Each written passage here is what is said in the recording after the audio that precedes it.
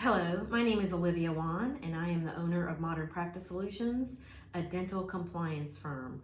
I'm also a licensed attorney in the state of Tennessee and Kentucky. This is an informational video. We have received numerous support calls about the coronavirus and how it is affecting dental offices. This information is very serious, and please consider the points that we cover. For one, the question has come up, how can we adequately protect ourselves working in a dental office? Keep in mind that the American Dental Association has recommended that all dental treatment should discontinue unless it's a dental emergency. Now, the CDC has covered some important facts. If you are treating patients, they should be screened. Screen them for international travel. Find out where they've been in the last 2 weeks. Also, look for signs and symptoms of infection when you're going over their medical history.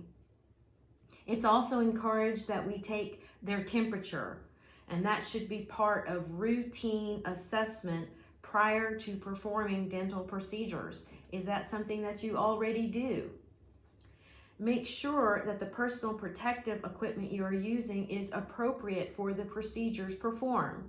Now, OSHA requires that you provide personal protective equipment. So that's another issue. We're enduring the mask shortage. I reached out to OSHA and let them know our concerns that the masks have been depleted.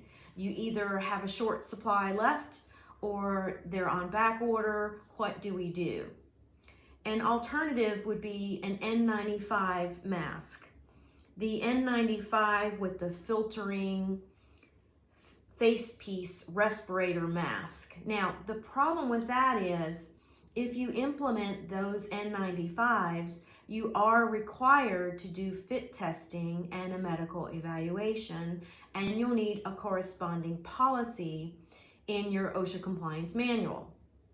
So I researched these fit testing kits. Well, they're on back order. Some of them are on back order for 8 weeks. You can't even get an N95 respirator mask. So that option is closed. Now, what OSHA did say and share with me that we look to the bloodborne pathogen standard for the requirement. And basically it states that in 1910.1030 D3X, mask, eye protection, and face shields, mask in combination with eye protection devices such as goggles or glasses with solid side shields or chin length face shields should be worn whenever splashes, spray, spatter, or droplets of blood or other potentially infectious materials may be generated with eye, nose, or mouth contamination can be reasonably anticipated. So do you remember those shields? I remember them back when I worked in a dental office. It had a headband that it snapped to your forehead, and it had this long face shield so that when you're working on a patient, it's giving you adequate protection, which is better than nothing at all. The problem is these are on back order too, and many of the dental offices do not have any in stock. So I think that's lesson number one for emergency preparedness. When this subsides, you need to order them and have them in stock because you can decontaminate them.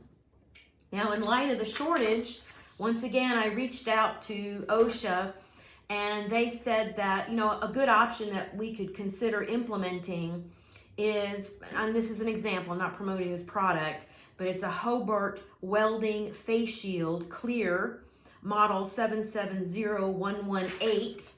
And I will have a picture of this in the video, and you can purchase these at hardware stores. I looked online, those orders are getting depleted as well, although yesterday when I checked, there were adequate supplies in different locations in the Nashville, Murfreesboro area. I would rather have these than nothing at all.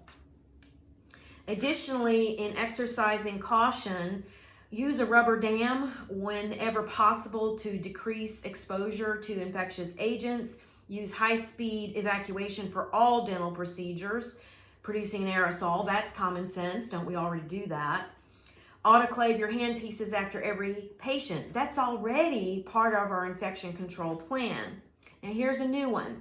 Have your patient rinse with a 1% hydrogen peroxide before each appointment. Coronavirus is vulnerable to oxidation. This will reduce the salivary load of oral microbes. Clean and disinfect public areas frequently, including door handles, chairs, and bathrooms. Then the question is, should we ask patients to wait in their cars until we can treat them so they're not sitting in a reception room that's crowded? And CDC, of course, recommends social distancing. That's the new word, but whenever possible. And so we need to remain about 6 feet away from each other, and that may be sound advice for them not to show up too early for their appointment or wait out in their car. Remove anything that can be contaminated, such as magazines and toys and objects that cannot be easily disinfected. I know in my law office, we are been disinfecting all of the handles. I've been spraying Lysol on the pens, and the effort to try to control this. Now, we have made the decision to close our office to comply with all of these recommendations to make sure we're not promoting the spread of the virus. In dentistry, it's much different because you're working so close to them, so ever more so, you are at risk. So I hope this information is helpful. If you're having to make that painful decision to lay people off because of a lack of work, I do have another video for you to view on the layoff process, as well as the new bill's rule on the amended FMLA sick leave information. So thank you for listening, and if you have any questions, olivia@oliviawan.com, or call me 931-232-4529. I'm happy to assist if that's possible. Hang in there, we'll get through this.